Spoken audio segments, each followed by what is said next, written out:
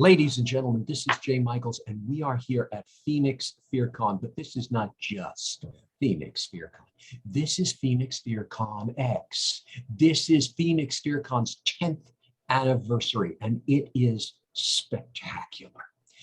Aside from it being live finally again, now that the monster known as COVID is like any film with Dracula in it, it's going to come back. But right now we have it at bay.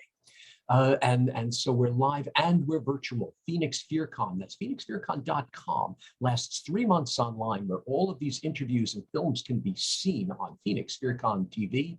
And you'll get to meet these very distinguished gentlemen at the event itself. Now, it's really easy to talk about math when we're talking about making a movie, because what's scary in a movie? You get the notion of the blood, of the fear, you get that idea. But what is it to start out scary? How do you get those words to be terrifying?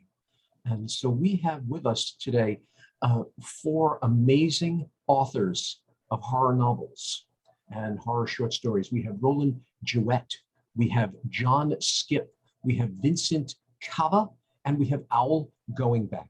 And each one of them has a canon of terrifying tomes that leave us trembling in the night. Gentlemen, great to see you again. Can't wait to see you live at the event. What's new? What's going on? Roland, what's going on with you? Well, I'm always writing plays, as you know. I've got something in the works right now. I'm writing a story about a sock monkey that comes to life in an insane asylum. A young man, his closest confidant is a sock monkey, and so I'm working on that. It's kind of, it expresses itself through this young man who's considered insane. But that's one thing that's going on. And then I've got a couple of scripts that I'm writing. I've got a story about a murderous mermaid called Murder Maid. And it's basically a terrifying female siren who is seeking revenge against a mutation that was caused by an oil spill. So she's going to take it out on the oil companies. So that's another thing I have going. I'm working on some music, and always working on poetry and short stories and thinking about horrible things. I know this gentleman several years, and I've known him to be an exquisite playwright with some commanding works. And I recently got a chance to work on one of his plays, and unbeknownst to me, as I'm reading it, and I get to the end, and the end had a very macabre touch to it, and it was very surreal and even supernatural in some cases. And I thought to myself, this guy should write horror. And in a conversation, all of a sudden I find out he's the screenwriter of American Vampire, and that he has a litany of horror novels and horror short stories out there. And yes, when he talks about the sock monkey coming alive in an insane asylum, okay, there you go. So your work is peppered with terror. And so it's a pleasure to chat with you today. John Skip, it is always a pleasure to chat with you. Your works are absolutely brilliant. You take things from angles that we don't normally see and terrify us in new ways. We think we're going to be terrified in one way, and no, you throw a curveball, and there's yet another nightmare in store. What's new with you? Well, I want to see the sock monkey. You will, John. You will. That shit sounds awesome, man. I'm a big fan of all things puppety or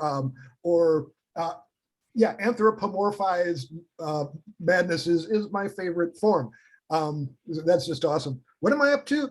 Okay, so I was just telling everybody. 2 weeks ago, I shot a short film that actually turns out to be a sequence from a feature film that I am working on. It is called Doppelbanger, and it's about a I think I saw that on an adult site. Well, it is for grown-ups. I got a story to tell you on that, but okay, go on. Of all sizes. So Yeah, it's about this sweet haunted guy with a terrible, demonic, murderous doppelganger who falls for this dangerous woman with the world's nicest doppelganger. And it's sort of a bizarro musical horror rom-com. I wrote 10 songs for this short film, which takes place entirely at a karaoke bar before all the dying starts. And yeah, it's really, really fun. I like making up weird shit and coming at it from weird angles. That's what keeps it lively for me. So I'm doing that. I was just, yeah, here's my little notebook in which I list every shot that we shot for page after page. So I know where every adorable and horrible thing happened. So that's all fun. I have a book coming out in October, a short story collection called Don't Push the Button.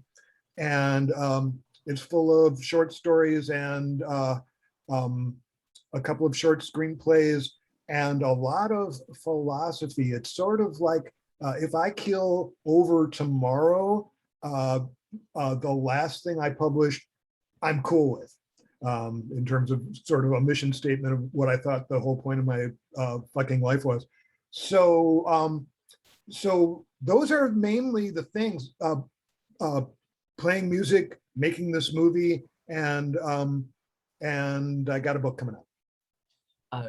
Both of you have aside from horror in common. You both oh, I did music and I'm doing this and there's a screenplay and then I wrote a book and then I'm making a sculpture and then I got some plutonium and let's see what I can do with it. And I'm listening to both of you and it shows the level of creativity you both have, which is incredible. And yeah, between the sock puppet and the murders going on in John Skipp's work is I'm intimidated already. Vincent, intimidate me some more. What's going on with you? I'm Vincent Cava, and I think I'm the only one here who probably can't carry a tune to save his life. I am a published writer, published author. I've worked with the cast of Ash versus the Evil Dead. I've done work with Fox, promotional stuff. I've had a show tour across the country. Right now, I've got a book that I'm working on that is the first in a series that I hope I can have ready by FearCon, which I kind of am. I'm kind of marketing it as Goosebumps for grown-ups. It's called Midnight Hour. The story is called The Beast in the Streets, and it takes place right here in sunny Los Angeles on Skid Row. I kind of wanted to tell a story about the homeless situation here, the forgotten people, and you'll learn a little bit. We're here to talk about why we write horror. I like to write about stuff that pisses me off. I like to kind of take the piss out of it, and I'm sort of venting some frustrations with this book through my fiction. And then I also should have a lot. I can't talk about it. Some of you guys have gag orders, but I should have some info about a film that I'm working on that should be ready to drop by FearCon. So I'm excited about that. Nice. Excellent. Another multifaceted individual. And I love when someone uses sing-song to talk about what they're doing. And all those credits, just one of them would make us gasp. But you're like, oh yeah, I got a movie, and then I got a this, and then I got a that. Well, gorgeous. And speaking of that, Owl, going back every time I click on social media, there you are winning another award. And you're always so humble. It's always like, hey, this came in the mail. And it's this honor that you're going to be celebrated in Scotland or something like that. Or, wow, what do you know? My book just sold 1 million copies. Or, oh, they're publishing this. Or, oh, look at this that I've gotten. Now, Vincent alluded to gag orders. I know you can't talk about a major project coming up, but you have a lot of projects coming up. What's going on with you? Got a lot of projects, and you mentioned the awards. So if you notice, right after I received major awards, the world goes to hell. So I think they're kind of connected there. You think about it, the awards were like a month before COVID, then they shut down the entire planet. So now I'm trying to find a volcano and a virgin and throw the awards in the volcano to get back to normal. I think they gave them to me just so I would go away somewhere in the far corner of the earth. But yeah, I've been nuts since then. I've got working on several new novels. I've got in the next month and a half, I got to do 5 short stories for people because I said yes when they asked because I'm a dumbass.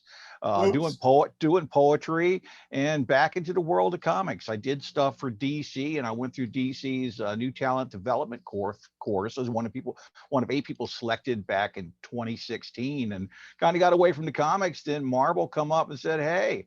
So I'm like, okay, then they send me this 2,000-page contract to sign and then find out they're owned by Disney. So now the Kingdom of the Rat, which is just down the road from where I live, owns me, lock, stock, and barrel. Wow. So you're now working on a Marvel / Disney project. It's work for hire, but I get to run and play with their characters. So they asked anything I was interested in, and there was some characters from my childhood. I said, yeah, I'd love to do these. These are horror-related characters. And they're saying, well, we've kind of bringing these back out now, and we would love you to have it. So they're making a childhood dream come true. I get to play with stuff I read as a kid.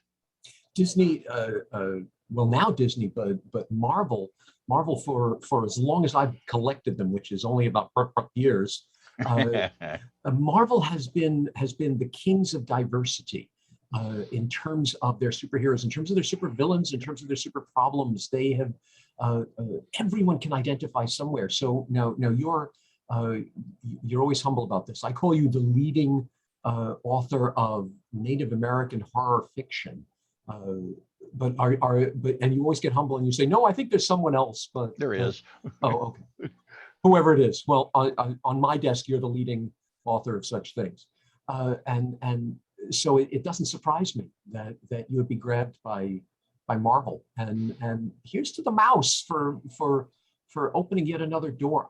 I know you can't talk about it, okay, but I'm just telling everybody I know someone who works with Marvel, so I'll deal with that for now. My writing's always been a matter of proving myself. I jump around a lot, which drove my agent nuts. I mean, I'll do novels. They want another novel book a year, but it's like, no, let me go do short stories for a while, or let me go do children's books or comics or something I haven't done before. Otherwise, I get bored, and I'm the laziest writer in the world. So I need to keep that energy going. We have someone else who's going to be on another panel. He's going to be leading a panel on horror comics, because he has entered the world of comics with a horror comic, and it's doing brilliantly. So yeah, you're certainly not alone. None of you are alone in that sense. The diversity that you do, the multimedia, the multifacets is really brilliant and really encouraging. Now, yes, sir. Then why do I feel so alone? It's the plastic there. I think everyone thinks you're in a kill room. That's what it is. Oh yeah. I stole that joke from Vincent. We said that before we started rolling. So I'm alone because I killed them. You're right. Gentlemen, it's like I was saying before, it's easy to be scary on film. Whether you're brilliant is another story, but it's easy to say, okay, we're cutting off a head, there's blood running, there's screaming, whatever. But you are horror writers.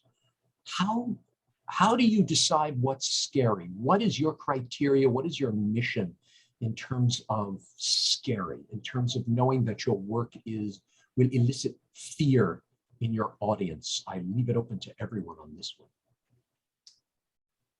I want to echo what Vincent said, that one of the most important things in approaching horror for me has always been start with the thing that pisses me off in the world. Start with the thing that, start with the injustice, because the injustice fuels the rage, and the bottom line is you're only pissed at the thing because of the horrible, horrible things that it does, the horrible, horrible results. And if horror is the fiction of worst case scenarios, which it is, then that seems like a really natural place to start. Start with the things, which basically, means start with what you love and what threatens it, and you've got the essence of fear nailed down. It's interesting. Very recently, I've written an article about Nosferatu and several facets that have suddenly popped up with it. It was done probably about a year or two after the 1918 pandemic had ended. It started filming probably 1920 or so. So there was still the carnage of that pandemic, and there's sequences in it where they're screaming about the vampire loose, and everyone is now covering their mouths and putting on masks, and they're locking themselves in their home. And the vampires come to look like the pandemic back then. So it's interesting you say that horror comes out of what pisses us off, what angers us, what makes us scream. So Yeah, and the we're beauty starting of to it see that. is, there's so much out there in the world that pisses us off. It's like we've got like an endless supply of stuff to write about. It's wonderful. But I actually kind of think that horror is a lot like humor in a way, like satirists are doing the exact same thing, only they're making you laugh. Maybe if I was funnier, I'd be a satirist. But maybe there's something messed up in my head, so people just end up horribly dying in my stories. Dude, I am a satirist, and I could not possibly agree with you more. That is exactly what it is. I just like a lot of meat in my satire. There you go. Meat in my satire. That's great. Owl. Now yours comes from myths and legends and other things that you grew up with that is in Grew your up with life. it. I'm fascinated. I've always tried to trace the source for myths and legends and strange sightings and stuff people tell, the folklore and the tales. Because, at one point you go back far enough, you get to, oh, we really saw this, or we really believe in this. So I would like to research that, the strange and unusual, because those little nuggets I can find by researching folklore are inspiration for stories. I mean, we hear stories about vampires. Well, I'll go back and trace myths about vampires in Mexico, or if Native Americans have a vampire, or the skinwalkers that are popular. You go back to places, there's still places today with the people who've been living in this country for thousands of years in one location out in the Southwest. They won't go in certain valleys because of fear of the skinwalkers or fear of the little people. So you get a point where it's not folklore and legend anymore. It's kind of a way of life for them. And I like to trace, like, why are they afraid and what are they afraid of? And can I work that into a story? So far, all three of you are almost saying the same thing. It's like what's real out there is quite terrifying, and all you have to do is capture its essence, and then you have something that whatever pisses you off, whatever makes you laugh, and whatever is ancient, whatever is just beyond that mountain, is the real terrifying thing. Whatever's beyond the glow of the campfire is what I like to think about as horror. It's the stuff we hear in the shadows. It's that little, the snapping of twigs of something walking out there that we can't see. That really sparks the imagination. Interesting. Darren McGavern, when he did The Night Stalker, the TV series, he said he didn't care about the rubber masks. That wasn't frightening. It's when you're sitting alone and someone knocks on your door, you open it and there's no one there. That's Terrifying. Interesting. Roland, how about you? What is scary to you? Well, I tend to write more night gallery type stuff, Twilight Zone type episodes, so my material is more, I guess it's not really, traditional horror. And then there's very little blood. There's fear, there's loathing, there's surprise and unexpected moments. You don't know what's quite going to happen. And that's the scary part. I think that, if you don't know what's happening and your world is sort of out of control and you don't know what to expect next, I think for me, that's scary. And I'm also attracted to, mythological creatures. I like satyrs. I like mermaids. I like, Creature from the Black Lagoon. I like, creature features. I grew up watching creature features, in the 60s and the 70s, 11 o'clock at night, Saturday night, you're sitting there and here comes, them, or, the Thing or something like that. You know, there's some kind of a creature that is going to attack you, and you don't know where it came from, or why it's there, or what it's after. You just know that you need to be aware. You need to be aware of it. Watch the skies. Yeah, Uh, exactly. Interesting. Now you're talking about the reality that's, and as Al said, it beyond the campfire, and you're saying, you know, what we don't know what's out there, but it's coming for us. Right. There's the expression, the great all, that all of us think somewhat the same things at the same time is a very pedestrian way of describing the great all. Do you think audiences feel these fears? Do you think there is a great all? Do you think all of you at some point are looking at the world, because you're all talking about what's real, what has become mythological, what has become historical, what's out there in front of us in reality? Do you think we all feel that? Do you think there is a great all and we're all terrified of the same thing? And you guys are smart enough to turn it into something? I have two quick thoughts, if I may.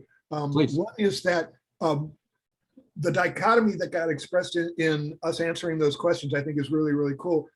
There's fear of the unknown and there's fear of the known. Two of us were more afraid, more into plumbing the depths of what is not known. The unknown is scary. When we don't know what's happening, it freaks us out, the sound outside the light of the campfire. And then there's the fear of the known, which is the horrible stuff that is actually there and you know it is. And, you know, it's interesting, like when you talk about you open the door and there's nothing there, I think about the Bart Simpson joke when they did The Raven, where the door opens and Bart says, you know what would have been scarier than that? And Lisa says, what? And he says, anything. You know, because, you know, it's really interesting. What we don't know fills us with dread, but the thing that's coming, you know, has teeth and it's in our face, and that is its own kind of intense. To answer the question that you just asked, though, the last essay on my book is called The One Long Conversation.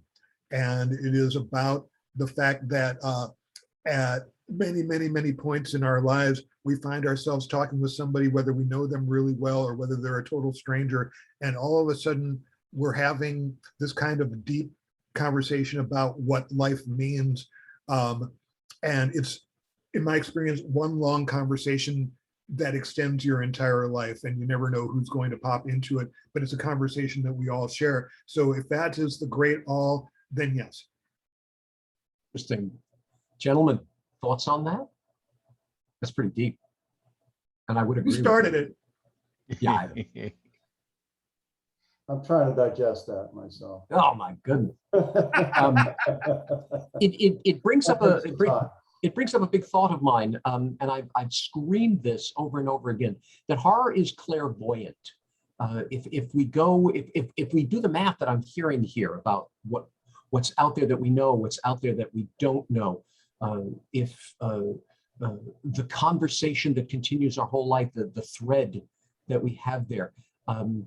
Now, I'm a fan of Doctor Who, and one of my favorite things in Doctor Who is the fact that time is not a straight line. The time is. Is there a clairvoyancy to the horror story? Well, I mean, yes, please. Yeah, I mean, you talked about this all. I mean, we've Carl Jung's talked about archetypes. He's a much smarter man than I'll ever be. But you know, the idea that there's this these symbols, these images, these things that we fear deep down in our reptilian brains. They say, like, you could take a snake and put it in front of a chimpanzee that's never seen a snake before, and they'll be terrified, frightened of it, because they sense danger. And that for us, there are certain things like that too.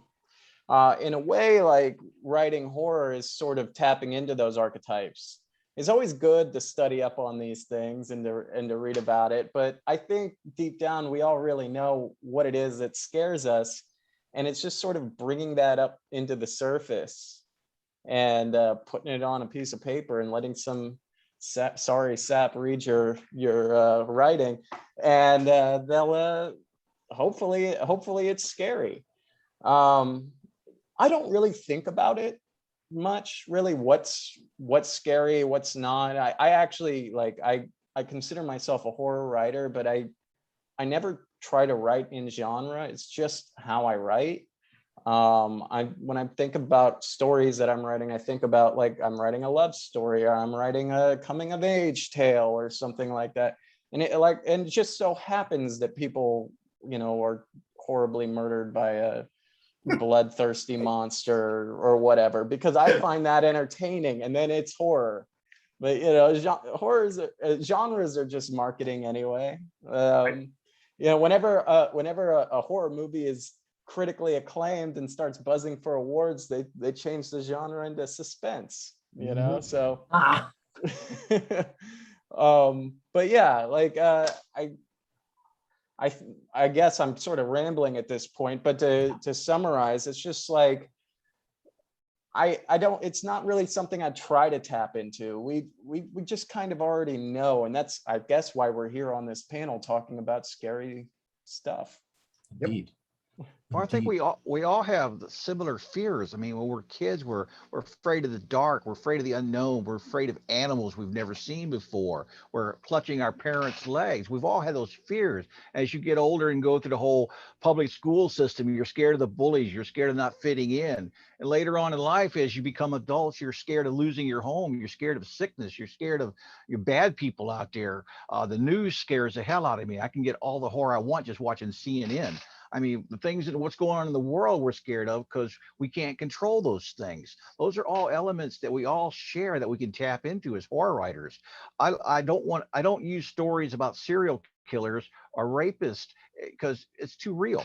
I was a monster kid, and I want my horror fiction to be scary, but I want it to be escape fiction. I want the person to be able to pick it up and not see what's going on in the news. Forget about the COVID, forget about having cancer, and escape and just have a monster chase them.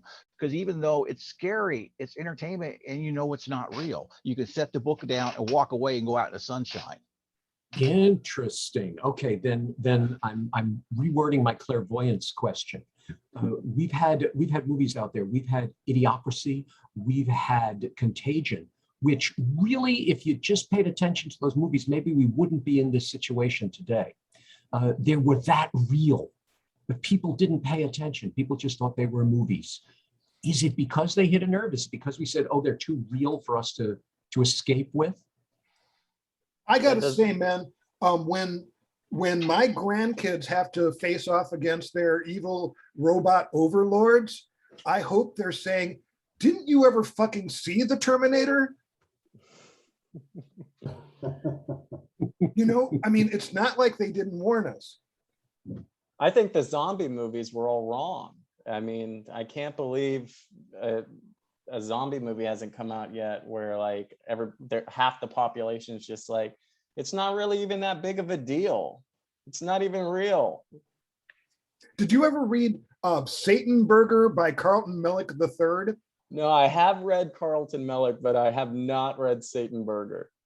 He has a lot of really interesting takes on zombies, but his first big novel, Satan Burger, was really hilarious in that the big thing, the monster of the story is boredom, and the worst thing that can happen to a character is that they eventually wind up just staring at their wall as if it was a TV with just blank signal on it, and they just stare at it forever because they have lost interest in everything. And that's a form of zombification that is both hilarious and utterly germane to what you just said. Once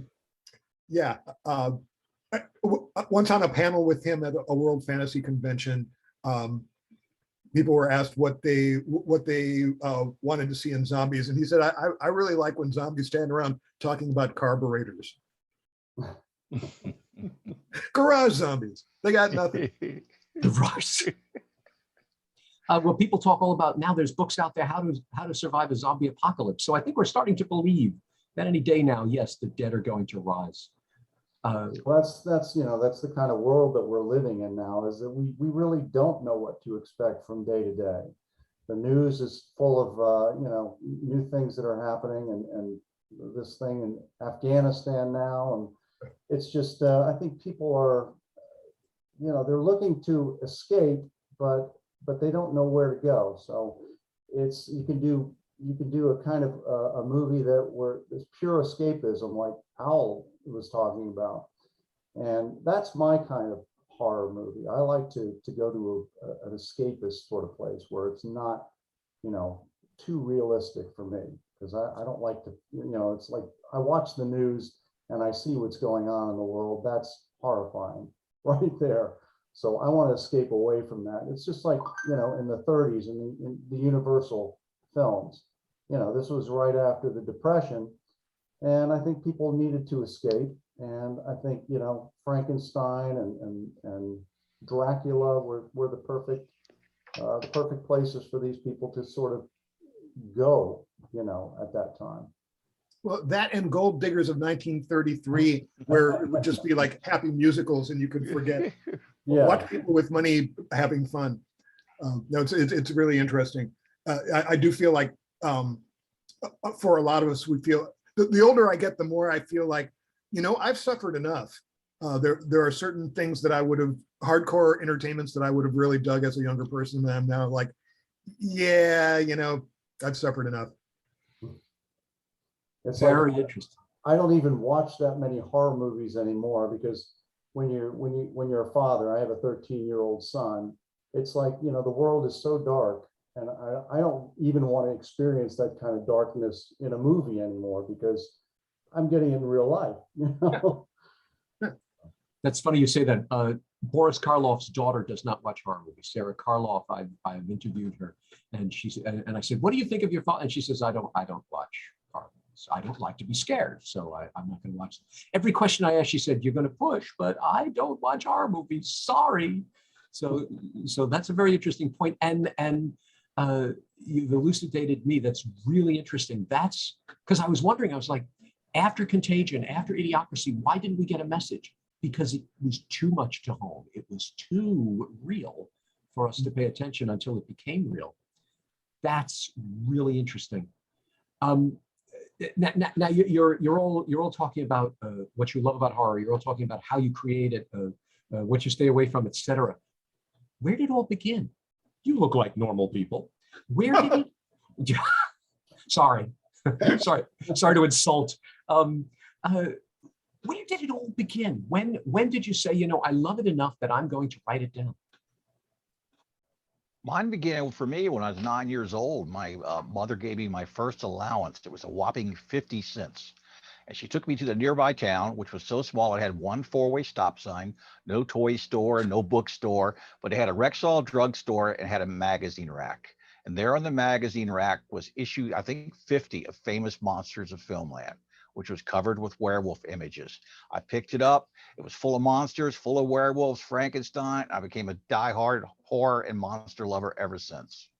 Why is that? I'm going to ask you all this. Why? Okay, you picked it up. Now, there are people who will pick up the same. Now, I had the same thing. For me, it was issue 101. And there you go. There's another one. I picked up issue 101 and read it, and that was it. There was no turning back. Why? What is in you? What is in us that makes us look at the werewolf, the monster, and say, that's cool? There's so many people who go, ew, no, I don't want it. What was in you? What do you think was in you that made you say, this is cool? Because they're freaks, and so was I. So I could associate with them. They were outcasts. They were misunderstood by the local villagers, and I was the same way. So I love these guys. I understood what Frankenstein was feeling. I understood what Lon Chaney was going through. They were my compadres. I love that. How about you, gents? When did you say, this is cool, and just devote time to it? When did you realize you enjoyed the macabre? Horror was always a part of my life.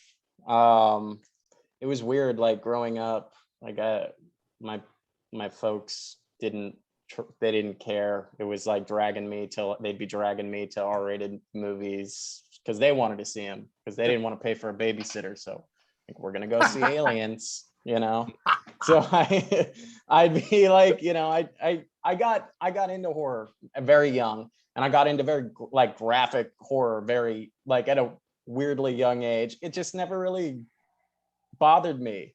I started reading, Goosebumps in first grade, and then by the time I was in third grade, I had moved on to Christopher Pike, and then by fourth grade, it was Stephen King, and I was reading all the nasty, gory, bloody shit.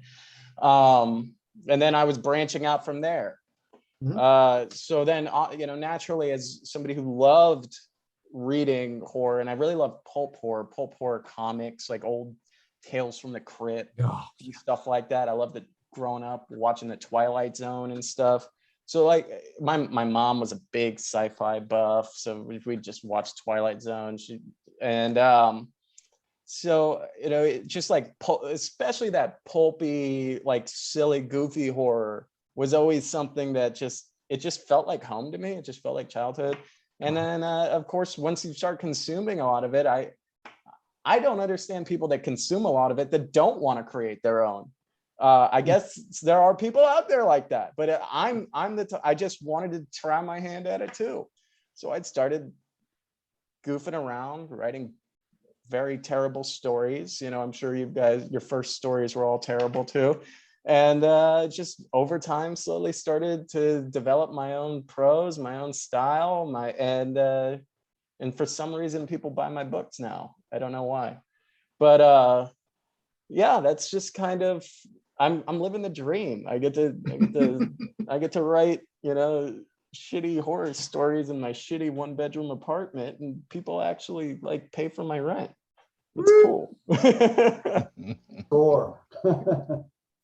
Roland, how about you? Where did it all come from? Like I said, even your plays have this eerie, macabre bent to them. Where did it all come from? I grew up on the Twilight Zone, and my older brother Jeff really is the one that turned me on to horror, because he wouldn't want to watch these shows alone at night.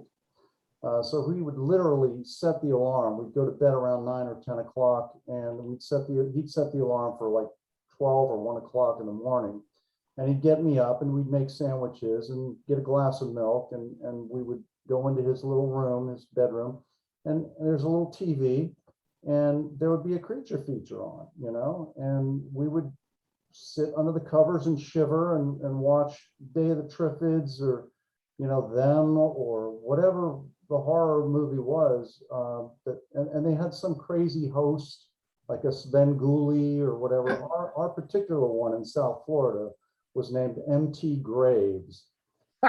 He would host a double feature, like a creature feature, and he'd come on in commercials and stuff, and he lived in a dungeon, and he had weird guests that would show up.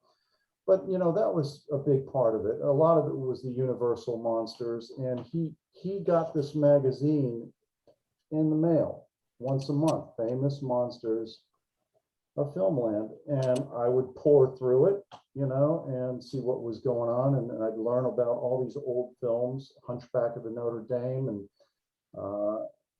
I just loved it. I just liked the atmosphere of it and the darkness of it, and I would also get comic books. There was a couple of comic books I recall. One was called House of Mystery, and then there was one DC Comics, sure.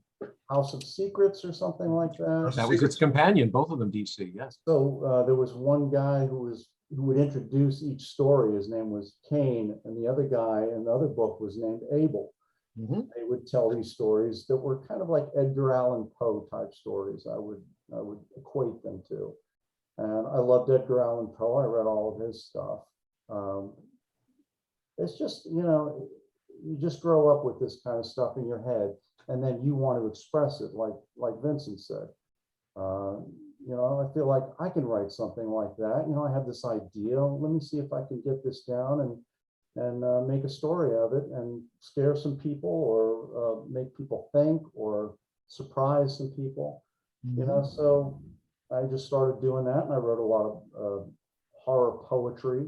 I was kind of dark as a kid, with my upbringing. So it just seeped into me somehow, with all that. I could see your poor parents. Mom, look, I wrote a poem about death. What do you think? My, Put it on the fridge. yeah, there you go. There you go. So, Yes. okay. So when I was about 2.5 years old, I had a fever and it was really bad. And the malformed rat things were crawling down the walls and I'm screaming and I'm sweating. And my dad actually had to Jacob's ladder me, which is to say he filled a bathtub with ice cubes and threw me in to break the fever. And when the rats hit the water, they disappeared. So I was scared of everything really, really bad. I had, this hallucinatory, scary ass experience before my brain fissures had like quite come together. And I was scared of everything. And if I was watching cartoons and a commercial for Frankenstein came on, I would run and scream and hide under the dining room table until my mom came up from the basement, her thunderous footsteps coming up the wooden stairs and scaring even more of the shit out of me until we established that it was my mom. So at a certain point, I started getting really tired of being scared. And what came to my rescue was precisely what we've all been talking about, which is ghost hosts. My guy in Milwaukee, Wisconsin was named Dr. Cadaverino.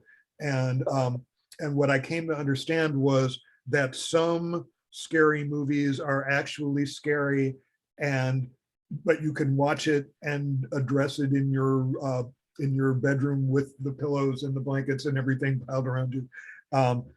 And some of them are really stupid and just preposterous, and you can laugh at them, and that helps too. Laughter helps keeps the monsters at bay.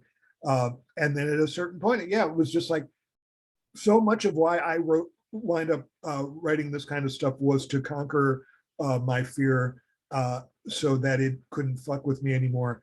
And then when I was 8.5 years old, I moved to Argentina and saw my first people die within like 10 minutes of leaving the airport, and saw a lot of human atrocity firsthand. And that sort of instilled in me a healthy disrespect for authority and a real sense that, yeah, I could die like any minute now.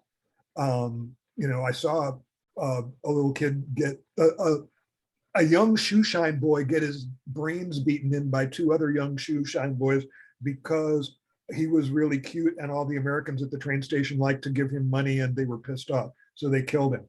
I used to have to walk past this little bodega on my way to the train to take the train to school.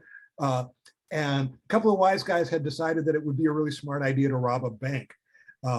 And unfortunately in Buenos Aires, the traffic cops carry submachine guns. So there's this car sitting in front of this bodega, and it had been Bonnie and Clyde. It had so many bullet holes in it. It was more hole than car, just holes and blood and rent upholstery. And would walk by it every morning and just look through the holes and going, okay, so this one went in and hit the seat there, and that's why the blood splashed on the panel like that. So I was forensic pathologizing at like the age of 9 or 10. And all of these things just sort of dovetailed together into the delicious slurry that is my life. And yeah, I mean, again, between the weird, terrifying unconscious and the weird, terrifying conscious, I never had any shortage of things to want to talk about. Wow.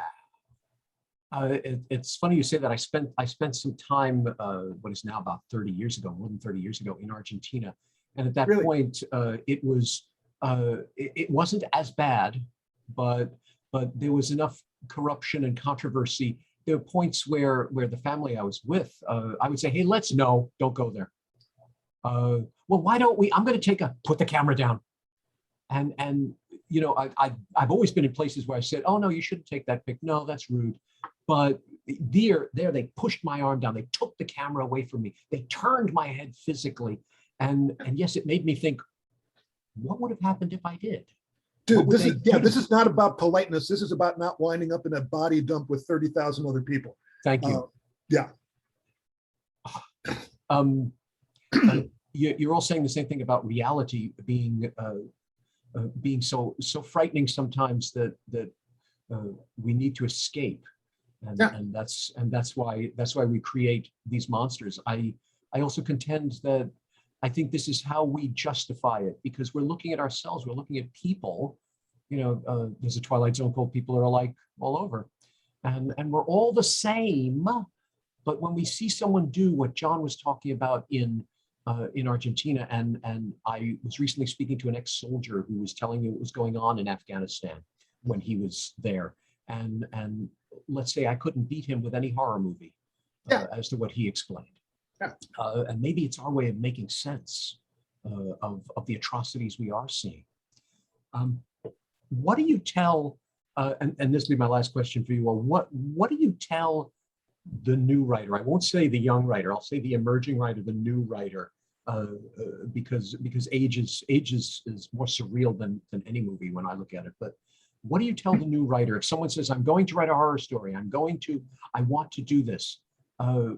What do you tell them? What do you tell them to look out for? What do you tell them not to do, to be careful of, to enjoy, whatever? What do you tell them? What do you say to them?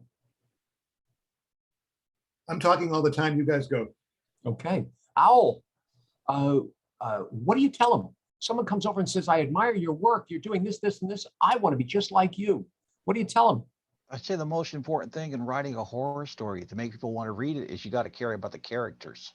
I mean, it doesn't matter about the monster as much. You got to care about the characters. You got to relate to them. You got to understand them. Because if you don't care about the people in the story, you could care less what happens to them. So there'd be no buildup of fear if you don't care about something bad happening to them. So the characters are the most important part, and you make the background believable, something we can relate to. I mean, if you with American audiences, if you're writing for them, then set it in a setting that people understand. Small town America is popular. Even the cities can work out, but you got to be something familiar in the background. If you're doing legends of folklore, make it believable. When I wrote Crota, it was a creature of my imagination, but I surrounded it with Native American folklore and said that it was, made it seem like a creature of mythology.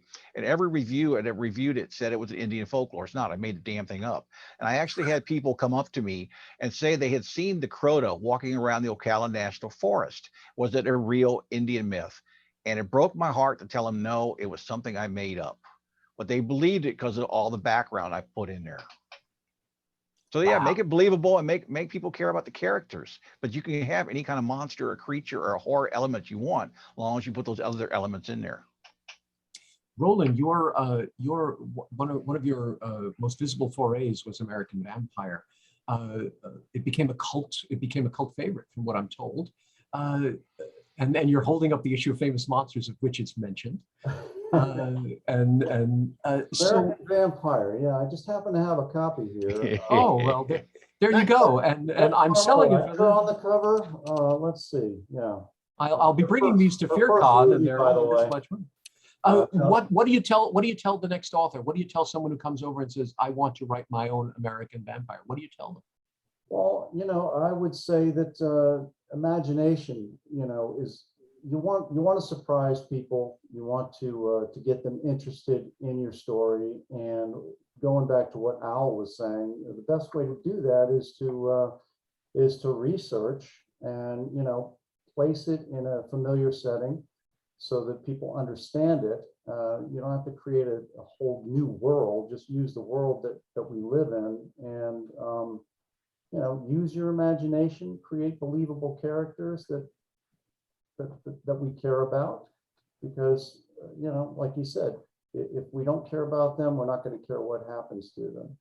So I would just tell them, use your imagination, create something interesting, something that you enjoy writing, keep it interesting. And I think if you're interested in it, your audience is going to be interested in it too. Well said. Well said. Vincent, how about you? all those shitty little stories that seem to make you a lot of money in your shitty little one-room apartment there. What would you tell the next shitty little author? I would say what he would do? I would say you better fucking love it. I would say you better love doing this, because if I never get out of this shitty little apartment, well, I'm living in a fucking mansion as far as I'm concerned, because I write horror stories for a living. And if you don't love it, if you're doing this to get like rich and famous, you're an idiot, because any writer will tell you that. You're not going to get, what's the old, any writer will tell you you're an idiot if you're trying to get famous doing this. We do this because we love it. Yeah. And your love needs to pour. And if you don't love it and I'm reading your story, I will be able to tell, because it will not be able to, it pours through your work when you love it. Mhm. The kind of attention, the kind of care that you put into your story, into your characters, into your plots. If you don't love it, don't do it.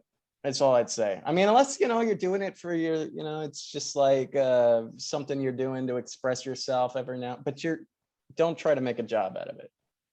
It's funny you say that. Don Barza, who's an Emmy-winning producer, and he did a really excellent horror puppet movie called Handy Dandy, and it featured Bill Oberst, who's also going to be at the convention.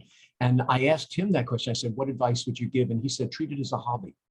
Treat this as a hobby. Do it because you love it, because you're having a blast. If you make money at it, terrific. If you don't, at least you are having a blast doing it. So I see I'm in good company again with such a philosophy. John, you have written music, you have written movies, you have written plays, you have written novels, the whole works. You are a very intelligent man. I was impressed and intimidated by you when I first met you at Terror TV. Why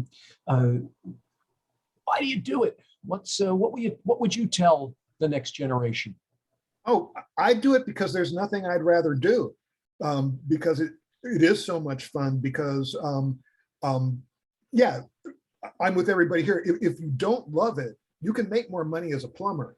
There are a lot of things that you could do that would get you through the days just fine. The fact of the matter is, I love doing it. I love surprising myself. I love seeing what I come up with next. And like with the character in Barton Fink, I just like making things up. I love refining my skills. I love the art that exists in the world already that has inspired me, and I want to do shit as good as that, or as close to as good as that as I can possibly manage. And yeah, I mean, to me, it's a devotion. It is as close to religion as it gets for me. Is to, this is my communion. Is to play with these symbols and try to make potent sense out of it that other people will feel the way other people have done for me, and be part of that passing the baton from age to age and generation to generation, where we keep the spark of our imagination, our intelligence, and our resilience and our soul alive.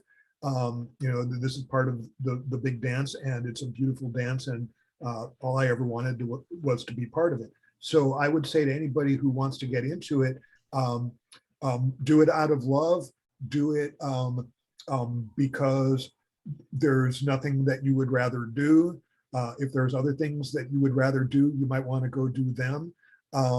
And be honest, and be true to yourself, and be honest to others, because yeah, again, like the research and the verisimilitude that everybody was talking about before, if you ground it, it's like, if I always like to say that the weirder the story I'm telling, the more believable the foundation across which it's laid should be, so that it's like, yeah, I know this would never happen, but if it did, it would be like this, so that it has that sense of reality to it, even as it's completely crazy, weird ass shit.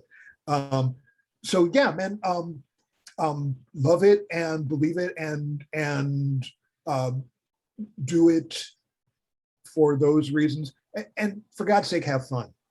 Because if it's not fun, then what is the point? You're absolutely right. You're absolutely right. Owl, I'm closing with something you had said, that you were a freak, and and the creatures in them were freaks as well. I'm gonna follow up with that and say there's a lot of freaks out there. And for me, I was a lonely kid. I won't go into all the psychological bullshit. We can talk about that over drinks in Arizona. But I had my friends who loved the horror movies. I suddenly belonged. So as much as I was a freak, I was amongst other freaks.